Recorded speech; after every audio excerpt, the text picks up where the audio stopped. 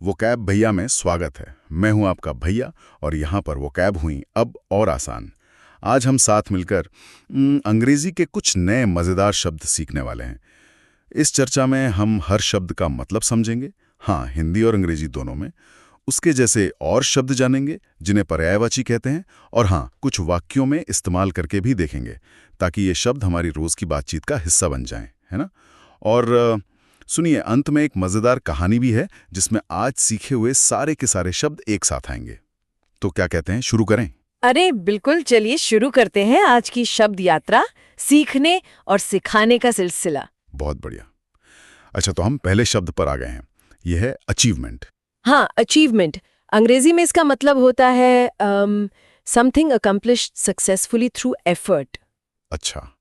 मतलब कोई ऐसी चीज जिसे आपने मेहनत और कोशिश से सफलतापूर्वक हासिल किया हो। और हिंदी में हम इसे कहते हैं उपलब्धि, जैसे कोई बड़ी कामयाबी, है ना। हाँ बिल्कुल, कामयाबी, उपलब्धि। इसके कुछ मिलते जुलते शब्द यानी पर्यायवाची हैं।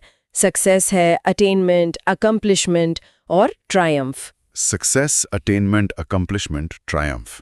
ठीक है। ये सारे शब्द किसी न किसी तरह की सफलता या कुछ हासिल करने को दिखाते हैं। अच्छा। तो मतलब मेहनत का मीठा फल। जैसे ये वाक्य देखें, पहला है winning the scholarship was his biggest achievement. हाँ। स्कॉलरशिप जीतना उसकी सबसे बड़ी उपलब्धि थी। और दूसरा, building the bridge in record time was a great achievement for the engineers. बिल्कुल सही। रिकॉर्ड समय में पुल बनाना इंजीनियरों के लिए एक बड़ी उपलब्धि थी। एकदम सही उदाहरण है ये दोनों। हाँ, एक व्यक्तिगत, दूसरा शायद टीम का। बिल्कुल, सामूहिक कामयाबी। सही कहा। तो ये था अचीवमेंट। अब आगे बढ़ते हैं। चलो, अब हम दूसरे शब्द पर हैं। ये है कनॉन्ड्रीज। सुनने में थोड़ा अलग है ये शब्द, है ना। हाँ, क्वांड्रीज, QUANDARIES। इसका अंग्रेजी में अर्थ है अ स्टेट ऑफ अनसर्टेनिटी और confusion, often about what to do. अच्छा, अनिश्चितता या कंफ्यूजन। हाँ, मतलब एक ऐसी स्थिति जब आप उलझन में हो, अनिश्चित हो और समझ नहीं पा रहे हो कि भाई क्या करना सही रहेगा। अच्छा, तो हिंदी में इसके लिए शब्द होंगे दुविधा या कठिन परिस्थिति, जब समझ ना आए कि किधर जाएं। बिल्कुल, इसके पर्यायवाची शब्द हैं dilemma, predicament, uncertainty, confusion. Dilemma, predicament. हाँ, ये सभी शब्द एक मुश्किल या कंफ्यूज करने वाली सिचुएशन बताते हैं। अब डिलेमा और कॉन्ड्री में एक हल्का सा फर्क किया है कि डिलेमा अक्सर दो विकल्पों के बीच चुनाव की मुश्किल होती है। अच्छा। जबकि कॉन्ड्री एक ज्यादा सामान्य उलझन की स्थिति हो सकती है। मतलब कोई भी मुश्किल जहां आप फंसा हुआ महसूस करें। अरे वाह, ये तो बढ़िया बात बताइए आपने। ये छोटा सा फर्क जानना जरूरी था। उदाहरण देखते हैं इसके। पहला है, she was in quandaries about choosing her career path. वो अपने करियर का रास्ता चुनने को लेकर दुविधा में थी। हाँ। और दूसरा, his lies put him into several quandaries. उसकी झूठ ने उसे कई कठिन परिस्थितियों में डाल दिया। हाँ, ये दिखाता है कि कैसे गलतियां हमें मुश्किल में डाल सकती हैं, कॉन्ड्रीज पैदा कर सकती है। सही बात है। झूठ के पांव नहीं होते और वो कॉन्ड्रीज जरूर खड़ी कर देते हैं। चलिए जी, अब आगे बढ़ते हैं। अब हम तीसरे शब्द पर हैं, स्टॉपर। स्टॉपर। हाँ, ये शब्द शायद कुछ लोगों ने सुना हो। अंग्रेजी में इसका मतलब है समथिंग यूज्ड टू क्लोज और ब्लॉक एन ओपनिंग। जैसे बोतल का ढक्कन। हाँ बिल्कुल। या फिर और समथिंग दैट प्रिवेंट्स प्रोग्रेस, यानी कोई ऐसी चीज जो किसी काम को आगे बढ़ने से रोके, कोई बाधा। तो हिंदी में मतलब हुआ ढक्कन या रोकने वाला, मतलब बाधा। हाँ, बाधा। और इसके पर्यायवाची हैं plug, cap, obstruction, blocker. Plug, cap, obstruction, blocker. ठीक है, ये तो काफी सीधा साधा शब्द लगता है। उदाहरण देखें। बिल्कुल। पहला है, ही pulled the stopper out of the bottle. हाँ, उसने बोतल से ढक्कन निकाला, सीधा मतलब। और दूसरा, laziness is the biggest stopper in the way of success. आलस्य सफलता के रास्ते में सबसे बड़ा रोकने वाला है। ये देखिए, ये इसका लाक्षणिक मतलब फिगरेटिव इस्तेमाल है। हाँ, यहां आलस्य को एक बाधा, एक स्टॉपर बताया गया है। बिल्कुल। दूसरा वाला वाक्य तो सोचने पर मजबूर करता है। आलस्य सच में एक बहुत बड़ा स्टॉपर है।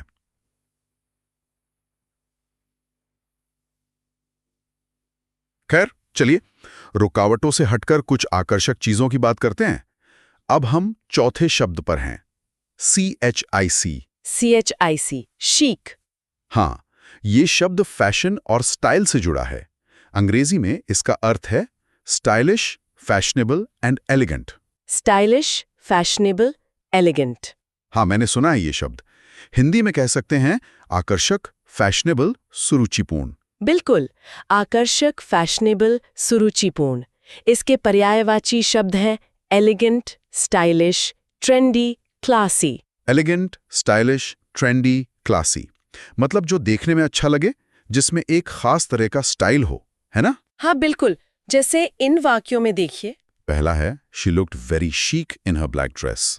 वह अपनी काली पोशाक में बहुत आकर्षक लग रही थीं। और दूसरा, the cafe was small but designed in a chic style. Cafe छोटा था लेकिन आकर्षक शैली में डिजाइन किया गया था। ये वाक्य बताता है कि शीक होने के लिए बड़ा या महंगा होना जरूरी नहीं है। हाँ, सही बात है। सादगी में भी स्टाइल हो सकता है। बिल्कुल। ये अच्छी बात है। तो कोई भी जगह या पहनावा शीक हो सकता है अगर उसमें वो बात हो। चलिए अब अगले शब्द की तरफ बढ़ते हैं। 5वें शब्द पर आ गए हम। अब हम 5वें शब्द पर हैं, रैबिड। ये सुनने में थोड़ा तीव्र सा लगता है। हाँ, रेबिड शब्द में एक तीव्रता है, एक पैशन है। अंग्रेजी में इसका अर्थ है एक्सट्रीमली पैशनेट, इरैशनल और फैनेटिकल। अच्छा, एक्सट्रीमली पैशनेट, इरैशनल और फैनेटिकल। तो हिंदी में इसके लिए शब्द होंगे उग्र, कट्टर या पागलपन से भरा।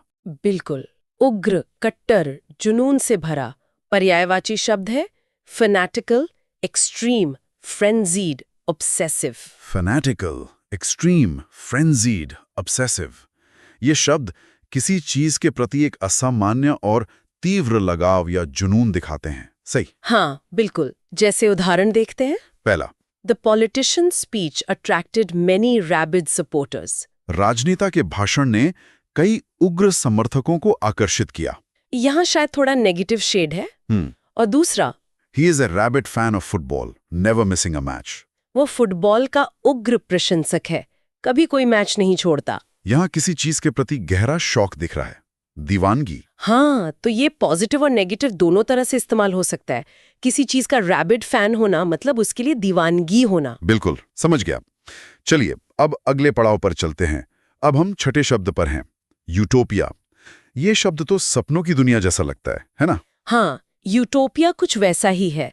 अंग्रेजी में इसका मतलब है an imagined perfect society with no problems. अच्छा, एक काल्पनिक परफेक्ट समाज। हाँ, ये एक ऐसी काल्पनिक आदर्श समाज की अवधारणा है जहाँ कोई समस्या, कोई दुख, कोई कमी ना हो, सब कुछ एकदम उत्तम हो। तो हिंदी में हुआ आदर्श समाज या कल्पना लोक, राम राज्य जैसा कुछ। हाँ, कह सकते हैं। इसके पर्यायवाची हैं paradise, ideal, dreamland, perfect world. Paradise, ideal, dreamland, वाह, ऐसी जगह की कल्पना करना ही कितना अच्छा लगता है। उदाहरण देखते हैं इसके। हाँ, पहला, many philosophers dreamed of creating a utopia. कई दार्शनिकों ने एक आदर्श समाज बनाने का सपना देखा। और दूसरा, for her the small village felt like a peaceful utopia. उसके लिए वो छोटा सा गांव एक शांतिपूर्ण कल्पना लोक जैसा लगता था, मतलब उसे वहां वैसी ही शांति और सुकून मिलता था। बिल्कुल, यूटोपिया एक आदर्श है जिसकी हम कल्पना करते हैं, भले ही वो पूरी तरह से हासिल ना हो पाए। सही कहा। काश असल जिंदगी में भी छोटे छोटे यूटोपिया मिल जाएं। खैर, आगे बढ़ते हैं। अब हम 7वें शब्द पर हैं, अलार्म। ये शब्द तो काफी जाना पहचाना है। हाँ, अलार्म शब्द आम है, पर इसके अर्थ की गहराई समझना जरूरी है। अंग्रेजी में मतलब है अ सडन फियर और वार्निंग ऑफ डेंजर। अचानक डर या खतरे की चेतावनी। हाँ, यानी अचानक महसूस होने वाला डर या किसी खतरे की चेतावनी। तो हिंदी में घबराहट, डर या चेतावनी, जैसे फायर अलार्म होता है। एकदम सही, फायर अलार्म एक चेतावनी है। इसके पर्यायवाची हैं warning, alert, panic, fear. Warning, alert, panic, fear. अच्छा, तो ये सिर्फ बजने वाली घंटी नहीं बल्कि डर की भावना भी है। हाँ बिल्कुल, उदाहरण देखिए। पहला है the fire alarm wrong loudly. आग का अलार्म जोर से बजा, ये तो चेतावनी हुई। हाँ, अब दूसरा देखिए। She looked at him in alarm when he shouted. जब वो चिल्लाया तो उसने घबराहट में उसकी ओर देखा। अच्छा, यहाँ ये डर या घबराहट की भावना है। बिल्कुल, ये दूसरा उदाहरण दिखाता है कि अलार्म एक भावना भी है जो किसी अचानक हुई घटना या खतरे के आभास से पैदा होती है। हाँ, ये बात ध्यान रखने वाली है। चलिए अब 8वें शब्द पर आते हैं। अब हम 8वें शब्द पर हैं, लैक्सिटी। LAXITY। इसका अंग्रेजी में अर्थ है केयरलेसनेस, लैक ऑफ स्ट्रिक्टनेस और discipline. Carelessness, lack of strictness, तो मतलब लापरवाही। हाँ, लापरवाही, सख्ती या अनुशासन की कमी। जब नियमों का पालन ढीले ढाले ढंग से हो या काम में गंभीरता ना बढ़ती जाए। तो हिंदी में कहेंगे लापरवाही, ढीलापन, अनुशासनहीनता। बिल्कुल। इसके पर्यायवाची हैं negligence, carelessness, leniency, slackness. Negligence, carelessness, leniency मतलब जरूरत से ज्यादा नरमी। हाँ, स्लैकनेस मतलब ढीलापन। ये तो अच्छी बात नहीं लगती। लापरवाही से तो नुकसान ही होता होगा। उदाहरण देखते हैं। पहला, the bridge collapsed due to the engineer's laxity. ओह, इंजीनियर की लापरवाही के कारण पुल ढह गया। ये तो बहुत गंभीर बात है। हाँ, और दूसरा, his laxity in studies led to poor grades. पढ़ाई में उसकी लापरवाही के कारण उसके ग्रेड खराब आए। ये भी आम है। हाँ, ये उदाहरण दिखाते हैं कि लैक्सिटी के परिणाम कितने गंभीर हो सकते हैं, चाहे वो सार्वजनिक सुरक्षा का मामला हो या व्यक्तिगत पढ़ाई का। सही कहा, लैक्सिटी से बचना चाहिए। सच में, लैक्सिटी से बचना चाहिए। अनुशासन बहुत जरूरी है। अच्छा, अब अगले शब्द पर चलते हैं। अब हम नवे शब्द पर हैं। ह्यू, HEW। ह्यू, इसका अंग्रेजी अर्थ है टू चॉप और कट समथिंग, स्पेशली वुड और स्टोन। अच्छा, काटना, लकड़ी या पत्थर को। हाँ, यानी किसी चीज को काटना, चीरना या तराशना, खासकर लकड़ी या पत्थर को अक्सर जोर लगाकर काटने के लिए इस्तेमाल होता है। तो हिंदी में मतलब हुआ काटना, तराशना, चीरना। हाँ, इसके पर्यायवाची शब्द है chop, hack, curve, shape. Chop, hack, curve, shape. जैसे लकड़हारा कुल्हाड़ी से लकड़ी काटता है, वो ह्यू करना हुआ। बिल्कुल। उदाहरण देखते हैं। पहला, he used an axe to hew the tree। उसने पेड़ काटने के लिए कुल्हाड़ी का इस्तेमाल किया। हाँ। और दूसरा, The sculptor carefully hewed the statue from stone। मूर्तिकार ने पत्थर से मूर्ति को सावधानी से तराशा। अच्छा। हाँ, ये दूसरा उदाहरण दिखाता है कि ह्यू का मतलब सिर्फ जोर से काटना ही नहीं, बल्कि ध्यान से तराश कर आकार देना भी हो सकता है, जैसे मूर्तिकला में। अरे वाह। तो काटने के साथ साथ तराशने का भाव भी है इसमें। हाँ। ये दिलचस्प है। चलिए, और अब हम पहुंच गए हैं आज के आखिरी यानी 10वें शब्द पर। अब हम 10वें शब्द पर हैं, सेडिस्ट। सेडिस्ट, सैडिस्ट, ये शब्द थोड़ा नकारात्मक और गंभीर है। अंग्रेजी में इसका अर्थ है a person who enjoys inflicting pain और ह्यूमिलिएशन ऑन अदर्स। दूसरों को दर्द या अपमान देकर खुश होने वाला व्यक्ति। ओह हाँ, यानी ऐसा व्यक्ति जिसे दूसरों को दर्द या पीड़ा पहुंचाकर या उन्हें अपमानित करके खुशी मिलती हो। ये तो बहुत बुरा है। हिंदी में कहेंगे परपीड़क, क्रूर व्यक्ति या दूसरों के दुख में आनंद लेने वाला। हाँ, बिल्कुल। परपीड़क, इसके पर्यायवाची हैं cruel person, tormentor, oppressor, tyrant. Cruel person, tormentor, oppressor, tyrant. ये शब्द सुन के ही अच्छा नहीं लगता। उदाहरण देखते हैं। हाँ। पहला, the prisoner feared the guard calling him a sadist. कैदी गार्ड से डरता था, उसे परपीड़क कहता था। और दूसरा, only a sadist could laugh at someone suffering. केवल एक परपीड़क ही किसी के दुख पर हंस सकता है। ये उदाहरण दिखाते हैं कि ये शब्द किसी की क्रूर प्रवृत्ति को बताने के लिए इस्तेमाल होता है। बिल्कुल। तो ये थे हमारे आज के 10 शब्द। अचीवमेंट से लेकर सेडिस्ट तक काफी अलग अलग तरह के शब्द सीखे हमने आज। हाँ, रेंज काफी बड़ी थी आज के शब्दों की। सही कहा। अब इन सबको एक साथ कहानी में पिरोने का समय है, क्यों? हाँ, कहानी सुनने से ये शब्द दिमाग में और अच्छे से बैठ जाएंगे। तो सुनिए रोहन की कहानी। रोहन एक छोटे शहर का लड़का था जिसकी कई अचीवमेंट्स, उपलब्धियां थीं। पढ़ाई में अव्वल, खेलकूद में चैंपियन। अच्छा। लेकिन इन सब के बावजूद वो आजकल बड़ी क्वांड्रीज में फंसा था। एक तरफ विदेश में शानदार नौकरी का मौका था, दूसरी तरफ अपने पिछड़े गांव लौटकर वहां के लोगों के लिए कुछ करने की इच्छा। मुश्किल चुनाव। हाँ, उसके पिता हमेशा कहते थे, बेटा याद रखना, आलस्य और टालम मटोल जिंदगी में सबसे बड़े स्टॉपर हैं। मौके बार बार दरवाजा नहीं खटखटाते। सही सलाह। उसकी एक दोस्त थी निशा, जो हमेशा बड़ी चिक और फैशनेबल रहती थी। वो उसे शहर की जिंदगी और चमक दमक की तरफ खींचती थी। लेकिन रोहन के दिल में अपने गांव की सेवा करने की एक रैबिड इच्छा पल रही थी। उसे लगता था गांव को उसकी ज्यादा जरूरत है। अच्छा, मतलब पक्का इरादा था। हाँ, बिल्कुल। तभी एक दिन गांव से फोन आया और पूरे गांव में अलार्म का माहौल बन गया। भारी बारिश से गांव के पास बना पुराना बांध टूटने के कगार पर था। अरे बाप रे। सालों से अधिकारियों की लैक्सिटी और अनदेखी का नतीजा सामने था। गांव वाले डरे हुए थे। एक बूढ़े चाचा ने कहा, ये सरकारी बाबू लोग तो ऐसे हैं, पूछो बांध का क्या हाल है तो कहते हैं अरे चकाचक है जी, हमने तो खुद कल परसों या शायद पिछले महीने देखा था, इनकी लैक्सिटी हमें ले डूबेगी। क्या बात है। रोहन फौरन गांव पहुंचा। स्थिति वाकई गंभीर थी। उसने देखा कि गांव वाले सिर्फ चिंता कर रहे हैं। उसने आव देखा न ताव पास पड़े जंगल से कुल्हाड़ी उठाई और तेजी से पेड़ की मजबूत शाखाएं काटने तराशने लगा ताकि बांध के कमजोर हिस्सों को सहारा दिया जा सके। वाह, एक्शन लिया उसने। हाँ, उसे देखकर कुछ और नौजवान भी जुट गए। कहते ना, एक अकेला थक जाएगा, मिलकर हाथ बटाना। रोहन की हिम्मत ने गांव वालों में जोश भर दिया। बहुत अच्छे। लेकिन मुसीबत में भी कुछ लोग अपनी फितरत नहीं छोड़ते। गांव का एक ठेकेदार था, नंबर 1 का सैडिस्ट पर पीड़क। उसे लोगों की परेशानी में मजा आ रहा था। ओह, ऐसे लोग भी होते हैं। हाँ, वो किनारे खड़ा हंस रहा था और बड़बड़ा रहा था, डूबने दो, बांध टूटेगा तो नया बनाने का ठेका मुझे ही मिलेगा। हाँ, उसकी ये बातें सुनकर लोगों का खून खौल गया। पर रोहन ने कहा, अभी ध्यान भटकाने का वक्त नहीं है। समझदारी दिखाई रोहन ने। बिल्कुल।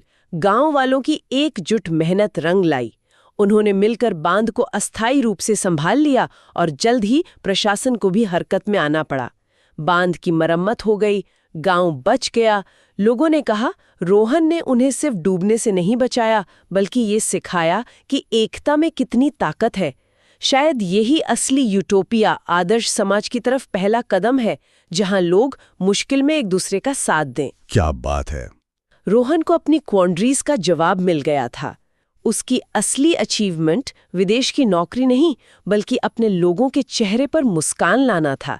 उसने समझ लिया था कि achievements are not measured by trophies but by the lives you uplift. उपलब्धियां ट्रॉफियों से नहीं, बल्कि आपके द्वारा सुधारे गए जीवन से मापी जाती हैं। वाह, क्या कहानी थी। सारे शब्द इतनी खूबसूरती से इस्तेमाल हुए और वो चाचा जी की बात शायद पिछले महीने देखा था। कमाल की लैक्सिटी। हाँ, और वो ठेकेदार वाकई सैडिस्ट था। लेकिन अंत भला तो सब भला। कहानी हमें सिखाती है कि मुश्किलों में घबराने की बजाय हल ढूंढना चाहिए, मिलकर। बिल्कुल सही कहा। और वो कोट भी बहुत अच्छा था, उपलब्धियां सुधारे गए जीवन से मापी जाती हैं। और हाँ, एक मजाक तो बनता है। आपने लैक्सिटी की बात की तो सुनिए। टीचर, तुम स्कूल देर से क्यों आए? सर क्या बताऊं, आज सुबह मेरा बिस्तर कुछ ज्यादा ही लैक्सिटी दिखा रहा था। वो मुझे खुद से ह्यू होने ही नहीं दे रहा था। हाँ, बिस्तर की लैक्सिटी, ये खूब कहा। बिस्तर ने ह्यू नहीं होने दिया। कमाल है, बहुत बढ़िया। तो ये थी हमारी आज की चर्चा और कहानी। उम्मीद है इन शब्दों को सीखने और याद रखने में मजा आया होगा। हाँ, मुझे भी उम्मीद है।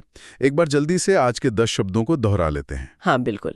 उपलब्धि, क्वांड्रीज, दुविधा, स्टॉपर, रोकने वाला, बाधा, चिक, आकर्षक, फैशनेबल, रैबिड, उग्र, यूटोपिया, आदर्श समाज, अलार्म, चेतावनी या घबराहट, लैक्सिटी, लापरवाही, ढीलापन, ह्यू, काटना, तराशना, और सैडिस्ट, परपीड़क, क्रूर व्यक्ति। बहुत बढ़िया। अब श्रोताओं के लिए एक सवाल।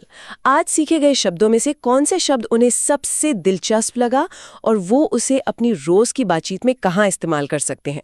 सोचिएगा जरूर। सुनने के लिए धन्यवाद। वोकैब भैया से और शब्द सीखने के लिए हमें सब्सक्राइब करना न भूलें।